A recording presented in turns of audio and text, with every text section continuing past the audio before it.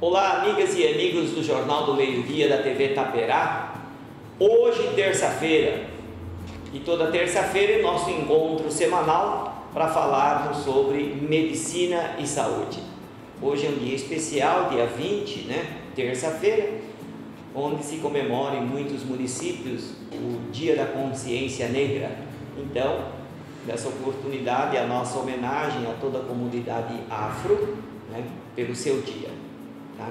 E hoje nós temos a satisfação de receber em nossos estúdios o Dr. Ricardo Yamamoto Madeira, médico urologista da Unimed Salto Itu também, além de atender em outros hospitais, e como todo médico que tem a sua especialidade, teve que estudar os 6 anos de medicina e depois teve que fazer praticamente quase um outro curso de medicina para se tornar um urologista. Por quê? Antes de ser urologista, porque é uma especialidade cirúrgica, tem que se estudar, especializar mais 2 anos de cirurgia geral e depois mais 2 anos de urologia, quer dizer, são mais 4 anos.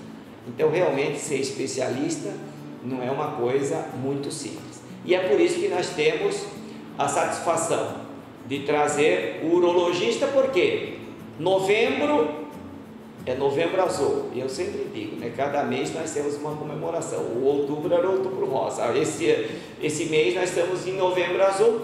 E é por isso que, para nos brindar e explicar sobre esse Novembro Azul, nós convidamos o Dr. Ricardo, e que gentilmente aceitou o convite, porque eu sempre digo, o nosso programa é uma prestação de serviço, que a gente tem a satisfação de levar a todos que nos assistem, e sempre com o patrocínio da VKN Seguros, protegendo os seus sonhos. Doutor Ricardo, muito obrigado pela aceitação do nosso convite, e eu quero fazer de tudo para usufruir também, tirar tudo sobre a especialidade da urologia em relação ao Novembro Azul. Muito obrigado, Dr. Cláudio, agradeço a oportunidade ao Jornal Taperá, E em relação ao Novembro Azul, o Novembro Azul é uma campanha mundial que visa fazer com que o homem cuide de doenças crônicas. Então, o homem procura muito menos a avaliação preventiva do que a mulher. A mulher é muito mais cuidadosa, ela todo ano faz a avaliação do câncer de mama, faz a avaliação do câncer de colo de útero, vai no cardiologista, faz os exames dela. E o homem tem aquele conceito de que tem que trabalhar, tem que manter a casa, então está sempre trabalhando e vai negligenciando a sua saúde. Ele acaba, em geral, procurando o hospital, o atendimento médico, na fase já avançada das doenças. Então, o Novembro Azul, ele tem o caráter no Brasil de ser mais voltado para a prevenção do câncer de próstata, mas a gente tem que lembrar que também é um mês no qual o homem deveria tirar 1 ou 2 dias para cuidar da pressão alta, da hipertensão, cuidar do diabetes, cuidar de fazer os exames preventivos para o câncer coloretal. Eu, como urologista, estou aqui para debater e conversar a respeito do câncer de próstata, mas fica o recado de que precisa todo ano fazer o check-up da pressão alta, da hipertensão, do diabetes, colher os exames de sangue e de fezes para a prevenção do câncer coloretal, dos pacientes que são tabagistas, passar uma vez ao ano, fazer um raio-x, verificar a parte pulmonar. Correto. Esse alerta que o Dr. Ricardo está nos orientando, isso é muito importante. Porque realmente, né, nós mesmos, nós homens, somos realmente, até em certo ponto, desleixados, né? E realmente a mulher é do jeito que o senhor falou, realmente elas são cuidadosas, se interessam na prevenção das doenças, não é? E nós homens sempre temos sempre uma desculpa, né? E agora, em relação ao Novembro Azul, o médico fica até com medo de procurar o urologista e muitas vezes até com medo de ter um diagnóstico de câncer de próstata, então ele foge até do médico urologista por causa disso, né? Mas é como o senhor falou, temos que aproveitar esse mês para divulgar a importância da prevenção. E no caso do câncer de próstata, né? E como todo câncer, o importante é a prevenção.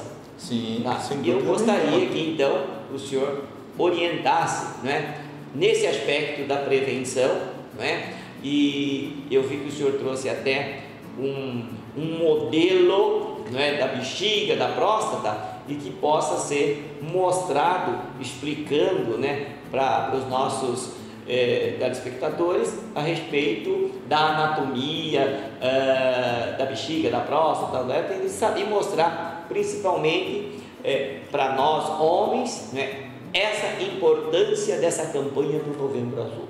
Sim, eu acho que o objetivo sobre a prevenção do câncer maligno da próstata é o homem entender que o câncer ele é curável, desde que o diagnóstico seja feito na fase inicial da doença.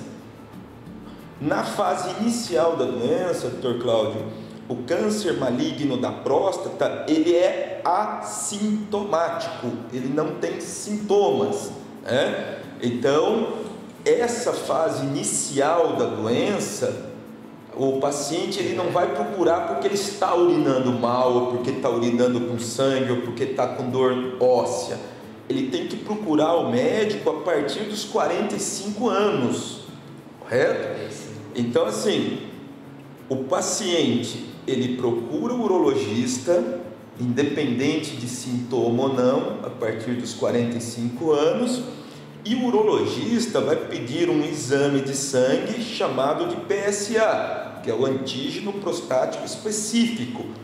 Esse exame, cujo valor normal é até 4 nanogramas por ml, esse exame ele ajuda a que seja feito o diagnóstico naquele paciente que não tem sintoma.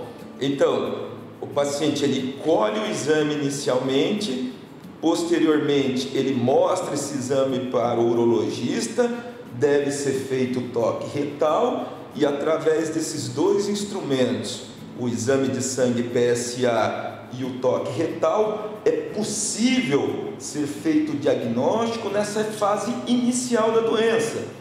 E quanto mais precoce for o diagnóstico da doença, maior é a chance de cura do paciente. Correto. Uma das coisas que a gente tem chamado a atenção nos nossos programas que abordam o tema câncer, né, é justamente esse detalhe que o senhor falou, a precocidade do diagnóstico. Sim. Quanto mais precoce, maior é o percentual de sucesso de cura de qualquer doença, né? Sim. Uma coisa que eu queria reforçar é isso aí. Nós vangloriamos, olha, eu não tenho problema de urinar, o meu jato é um jato forte, não sinto dor, a urina é de coloração normal, eu não sinto nada, então eu não tenho problema nenhum. O que o Dr. Ricardo está frisando é uma coisa muito séria e eu quero reforçar.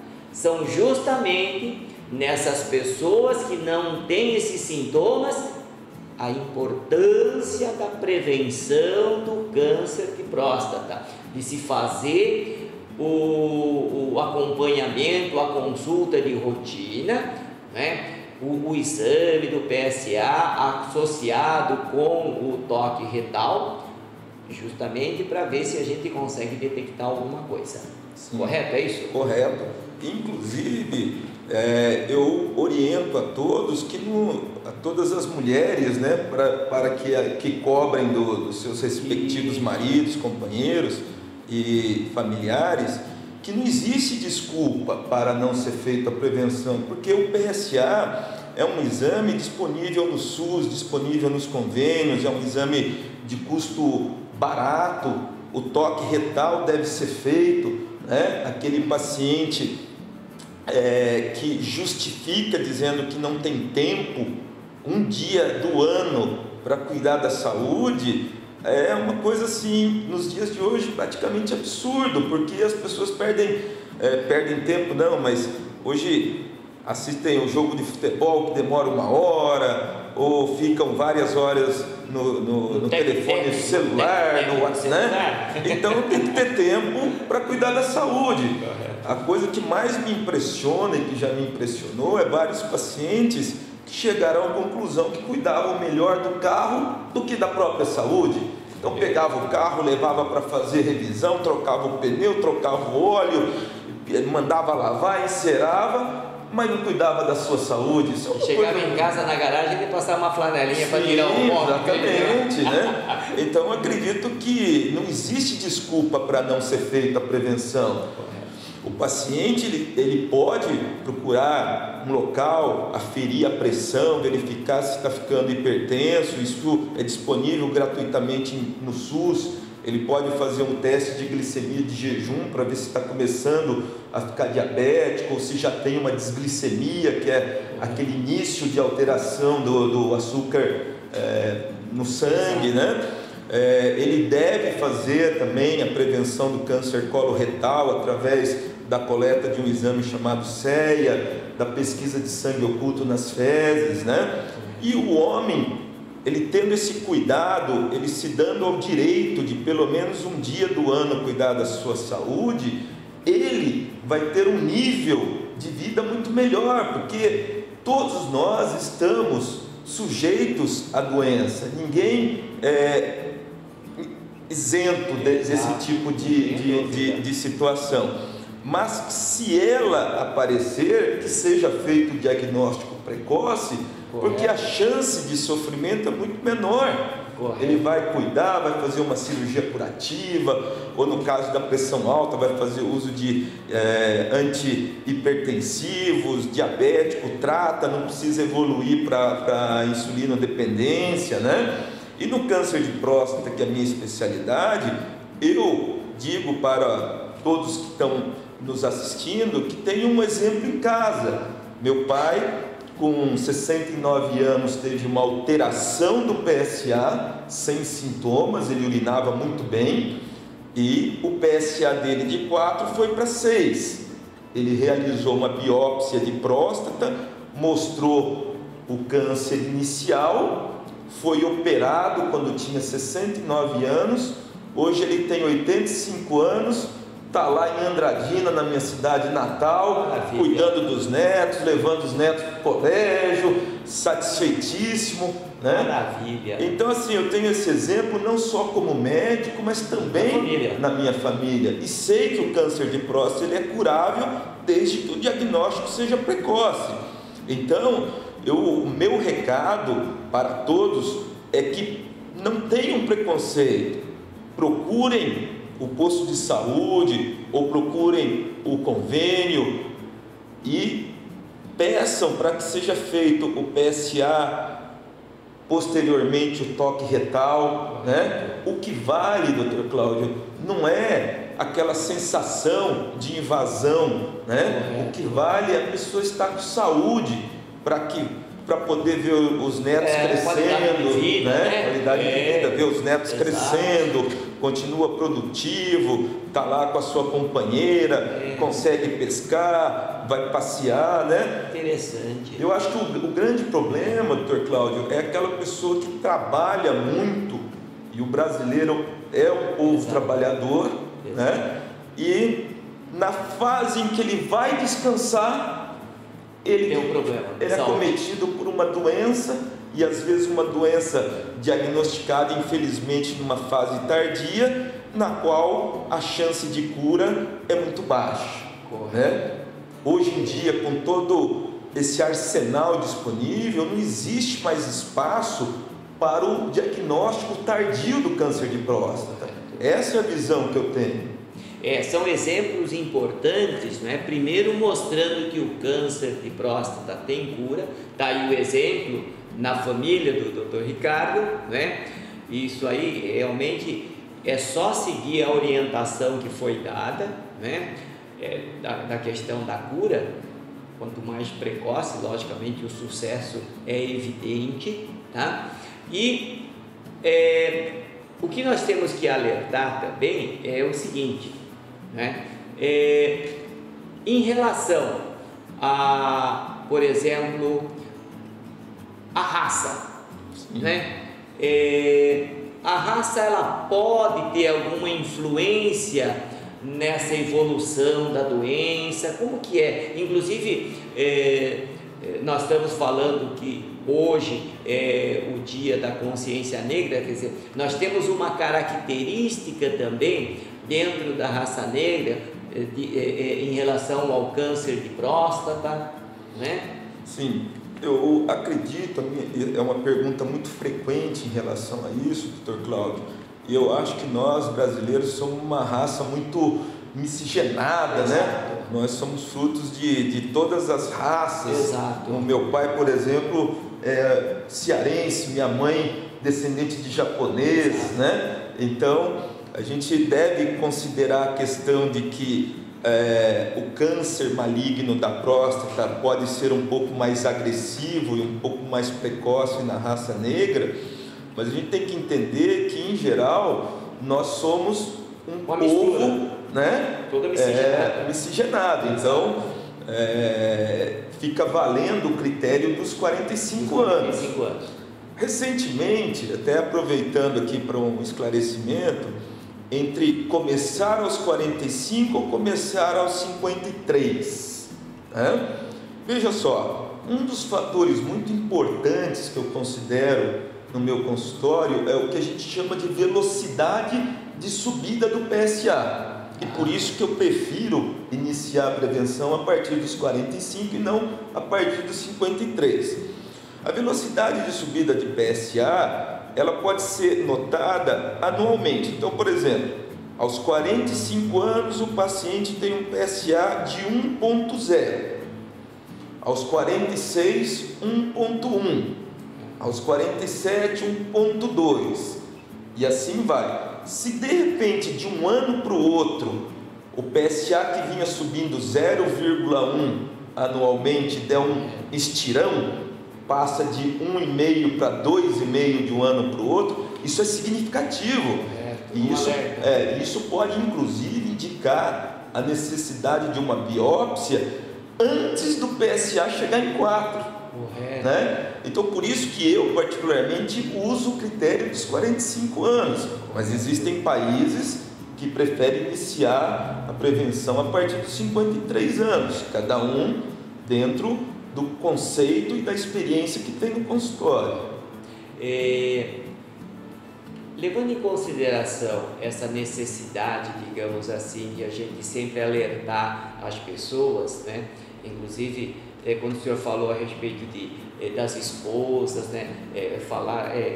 Conversar com o marido, eu também nos programas anteriores alertei, você companheira, alerte o marido, o seu pai, o avô, isso, aquilo, tal, quer dizer, e realmente as mulheres têm uma ação muito forte de chamar a atenção de nós homens, né? Isso é um aspecto importante. Agora, uma coisa que eu também sempre tenho conversado aqui no nosso programa, né, é a respeito dessas campanhas, né? E veja bem, nós temos o Outubro Rosa, agora vem o Novembro Azul, né?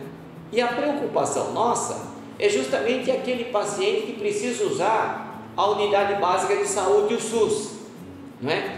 Quer dizer, eu gostaria de comentar a respeito da lei dos 60 dias. Sim, eu acho que é a lei de 60 dias e que eu gostaria de a gente poder orientar, né, o usuário do SUS. Sim. Né? Inclusive, eu gostaria de transmitir os parabéns para o senhor, porque é um assunto muito importante ser discutido e ser divulgado, porque desde 2013 e 2014 existe a lei dos 60 dias, que deve garantir ao paciente que possui um exame anatomopatológico, que é o produto da biópsia. Quando essa biópsia vem positiva para qualquer tipo de câncer, existe uma lei que garante ao doente iniciar o tratamento no SUS num prazo máximo de 60 dias. Isso é constitucional, né? É um direito do paciente, né? Eu acredito que a grande maioria não sabia desse direito constitucional que o paciente tem. Eu acho até que talvez, doutor Cláudio, seja interessante o senhor, num próximo programa, trazer aqui um jurista, um bacharel em direito público, para explicar, né, em detalhes a lei de 60 dias, mas ela é vigente, né? O que eu vejo na prática, doutor Cláudio, é que o paciente, né, o paciente do SUS, ele tem que ser bem tratado. O médico que trabalha no SUS não está fazendo um favor para o paciente. Ele é um funcionário público que deve tratar o paciente com respeito e com atenção que o paciente merece, e deve expor ao paciente, sim, o direito constitucional que ele tem de ser tratado de um câncer num prazo máximo de 60 dias, porque eu acho que o objetivo de todo mundo é tratar o paciente como ele gostaria que um membro da família fosse tratado. Então, eu acho que é importantíssimo divulgar essa questão da lei de 60 dias, e os gestores públicos, seja ele gestor municipal, estadual e federal, eles têm que entender que não adianta eles ficarem brigando entre eles. Correto. E o paciente ser vítima do mau entendimento entre as partes. Né? O elemento fundamental, que é o paciente, ele fica largado no meio de toda essa discussão. Sim. E lá, quer dizer, ninguém assume nada, o paciente fica perdido, o tempo passando, a doença não quer nem saber se estão discutindo o problema ou não, mas o câncer vai progredindo. Eu acho assim, até, doutor Cláudio, uma questão desumana, essa questão de o médico se conformar em colocar o paciente com câncer numa lista. Olha, você é a lista número 300 de uma fila que eu não sei quando que vai ser chamado, o senhor está entendendo? E eu acrescento mais nessa preocupação, né? Quer dizer, os gestores responsáveis para resolver esses problemas graves, né? Um fica colocando culpa, não, isso aqui é problema, isso já é problema não municipal, é um problema estadual. Sim. Tá? O doente não tem culpa de estar doente. Ele não sabe nem para onde que vai. Sim. Aí vai para o estado, não, isso aqui já não é um problema, isso já é um problema de ordem federal. Quer dizer, o paciente não quer nem saber e não precisaria nem saber disso. E nem deve passar por isso. Exato, e não deveria de passar. Sim, porque veja só, doutor Cláudio, uma coisa que eu aprendi no primeiro ano de faculdade é uma máxima da medicina que fala que primeiro não cause dor. Né? Então veja só, o paciente que procura um atendimento, que é diagnosticado com câncer, veja só a situação dessa pessoa, ele já está com medo de morrer, né?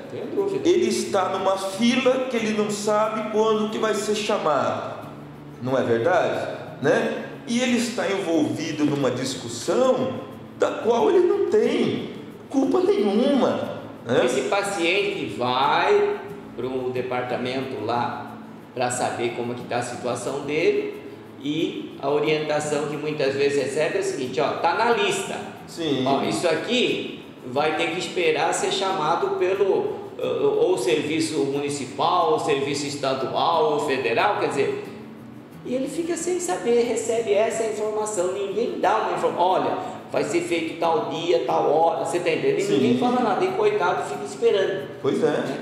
Isso é um absurdo, eu acho que isso é uma coisa que a gente tem combatido aqui no programa, né, do Jornal do Meio-Dia, é justamente essa questão, né, do doente SUS ser taxado, ó, é o padrão SUS, é o padrão, é o doente SUS, quer dizer, é aquilo que o senhor falou, quer dizer, não tem essa diferenciação, nós temos que tratar tudo igual. Então, cabe a responsabilidade dos gestores assumirem, não é, o seu papel, o real papel da responsabilidade de solucionar o problema de maneira efetiva. Sim.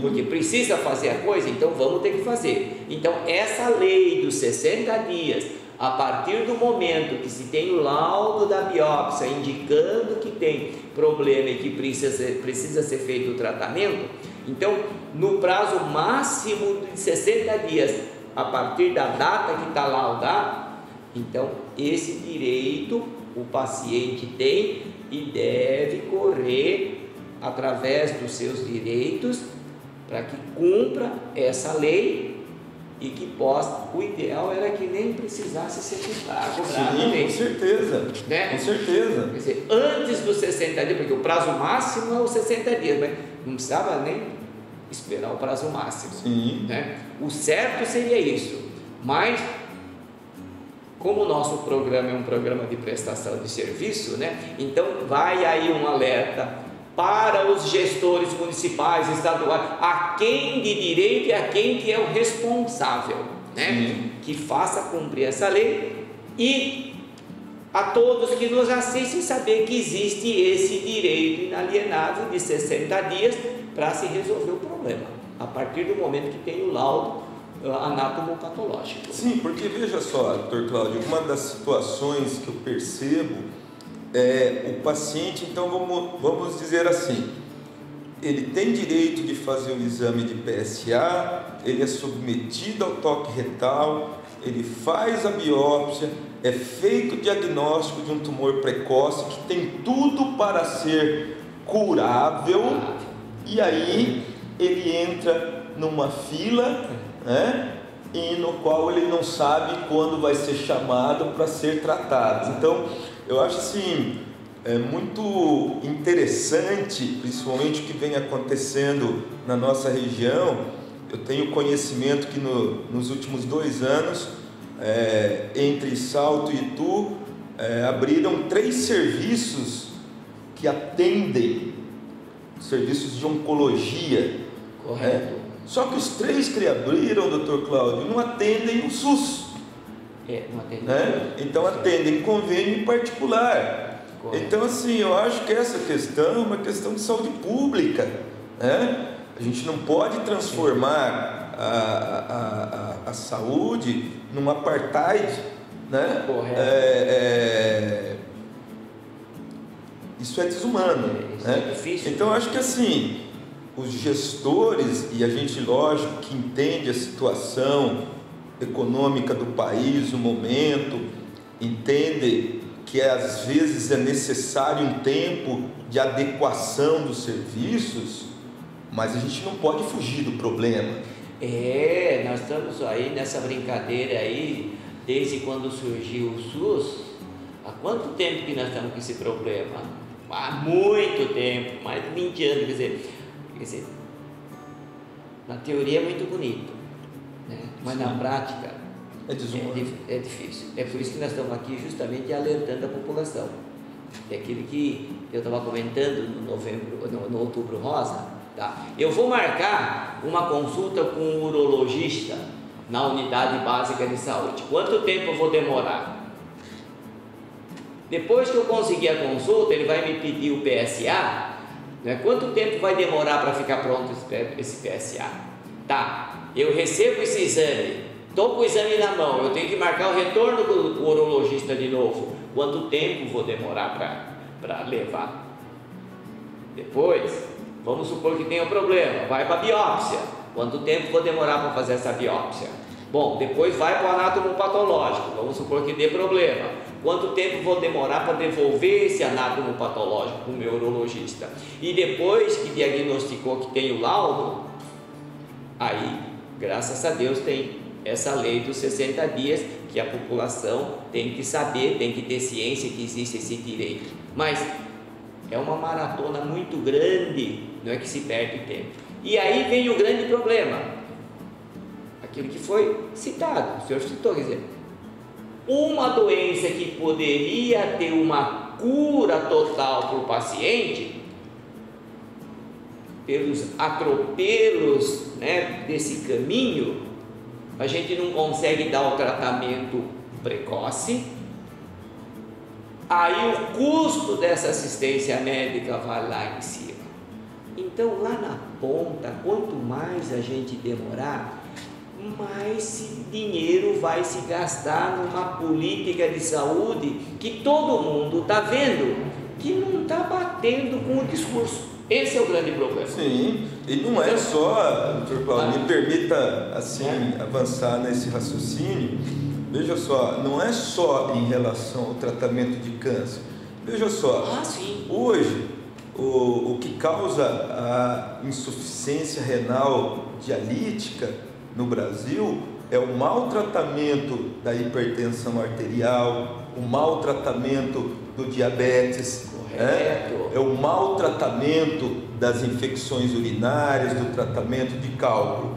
Quanto que sai para operar um paciente de um cálculo obstrutivo que está levando o paciente à perda do rim? E quanto se gasta para manter esse paciente em diálise e depois um transplante renal e uma série de medicações imunoterápicas? Quer dizer, é muito mais barato tratar o início da doença do que tratar a complicação dessa doença. Olha, eu não sei, eu vou até mais longe, tá? Eu não sei se os responsáveis, eu sempre chamo de tecnocratas da saúde, tá? Não é a primeira vez, eu sempre falo, e nos jornais também que eu escrevo, eu sempre falei dos tecnocratas, tá? Ou eles não conhecem matemática, ou não conhecem custo financeiro, ou não entende muito de medicina, ou é uma junção de tudo, ou é uma vontade. Uma vontade eu não quero acreditar, porque aí seria uma negligência muito grande, tá? Mas o povo sofre por quê? Porque o pessoal não vê essas coisas básicas. Sim. Né? Que lá na ponta vai se gastar muito mais do que se nós fizéssemos todo esse caminho preventivo que nós estamos fazendo aqui, das doenças metabólicas em geral, mas especificamente também que estamos tratando do câncer de próstata. Quer dizer, todo esse trabalho de prevenção, se fosse feito de uma forma como devesse ser feito, com certeza nós teríamos uma população bem mais sadia, com uma qualidade de vida espetacular, a exemplo do que foi feito do seu pai. Sim. Com 67 anos, e hoje ele está com quantos anos? 85. 67 para 85, quase 20 anos. Com qualidade de vida. Já pensou se tivesse deixado esse negócio? E ainda eu brinco com o pessoal, viu, doutor Cláudio?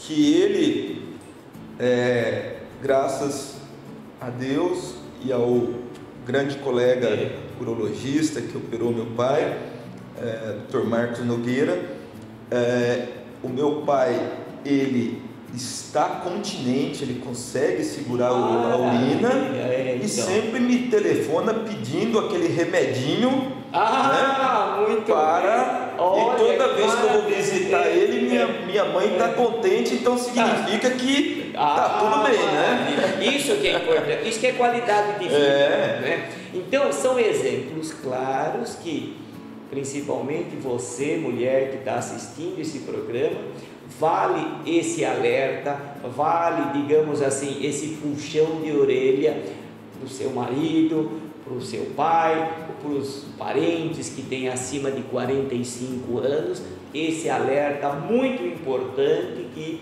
nesse programa o Dr. Ricardo nos transmitiu com bastante propriedade. Dr. Ricardo, eu acho, né, antes de nós terminarmos, né, Eu até gostaria de aproveitar essa bexiga, a próstata, para mostrar mais ou menos como é, digamos assim, a anatomia da bexiga, da próstata, e desse uma explicação, só para a gente finalizar, não é? Perfeitamente. Esse modelo, então, ele mostra a bexiga, a próstata e a uretra, que é o canal da urina. Então, a bexiga é um órgão de armazenamento da urina, a próstata fica abaixo da bexiga e à frente do reto, as fezes passam aqui atrás, e a uretra passa dentro da próstata. Então veja só aquilo que eu estava falando. A próstata, o paciente ele pode já ter células malignas instaladas dentro da próstata, mas na fase inicial da doença, essas células são poucas e não conseguem causar uma compressão do canal, gerando o sintoma de dificuldade miccional. Correto. Por isso que no início do câncer de próstata não tem sintoma. Não tem sintoma, né? Então demora às vezes alguns anos para o câncer de próstata se espalhar pelo órgão, comprimindo a próstata e causando dificuldade miccional ou até retenção urinária aguda, que o paciente tem que ser sondado imediatamente. Então é justamente nesse modelo que eu chamo a atenção de que o homem ele não pode esperar ter sintoma para procurar a avaliação preventiva. Ele tem que fazer essa avaliação preventiva a partir dos 45 anos, né? E volto a reforçar a questão em relação ao papel da mulher nessa orientação, porque em geral são elas que conseguem convencer o marido, ou a filha consegue convencer o pai, né, a procurar uma avaliação preventiva e aproveitar que ele vai fazer o exame de próstata, já aproveitar, verifica a pressão, pede para verificar a taxa de glicemia de jejum, peça para ele, para o médico generalista ou até o especialista, pedir os exames preventivos para o câncer de colo retal, né? E também chamar a atenção dos pacientes a respeito do tabagismo, né? Então, o cigarro, além de causar câncer de pulmão, ele também causa câncer de bexiga, né? Então, o paciente em especial esse que fuma diariamente, ele é um paciente que tem que se cuidar muito mais, né? Não pensar só no pulmão. Sim. Pensar na bexiga também na bexiga, além de outros órgãos, mas a bexiga também é um elemento que sofre com o tabagismo. Sim. Né?